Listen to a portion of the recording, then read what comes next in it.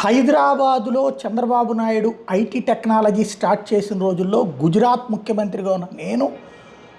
ఆ అంశాలకు సంబంధించి నా అధికారులు పంపించి తెలుసుకున్నాను, కొన్ని నేర్చుకున్నాను నేను అంటూ స్వయంగా చంద్రబాబు ఇప్పటిదాకా